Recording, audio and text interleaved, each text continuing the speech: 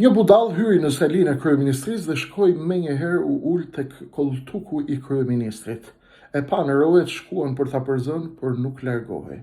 Më pas, i dhan një dru të mirë dhe ja thyen kockat. Filloi të qaj dhe i mërzitur shkon tek një cep i zyrës. Vjen kryeministri dhe i sheh situatën, i pyet rojet se çfarë kishte ndodhur. Rojet i treguan se çfarë kishte ndodhur. Kryeministri shkoi tek budalli dhe i tha: "Mos u mërzit, mos qaj, do të kaloj, bëj durim. Ju e shkelët ligjin, ndaj dhe morët ndëshkimin tuaj."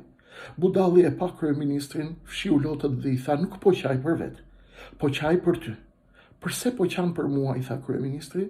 I tha: "Po qaj për ty sepse unë ula 3 minuta tek koltuku yt dhe hëngra dru sa më thyen kockat.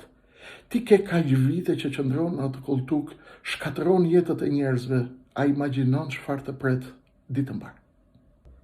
Një budall hyri në salinë e kryeministrisë dhe shkoi menjëherë u ul tek koltuku i kryeministrit. E pa në rojet shkuan për ta përzënë, por nuk largohej.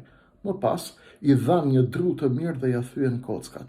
Filloi të qaj dhe i mërzitur shkon tek një cep i zyrës. Vjen kryeministri dhe i sheh situatën, i pyet rojet se çfarë kishte ndodhur. Rojet i treguan se çfarë kishte ndodhur. Kryeministri shkoi tek budalli dhe i tha: "Mos u mërzit, mos qaj, do të kaloj, bëj durim. Ju e shkelët ligjin, ndaj dhe morët ndëshkimin tuaj."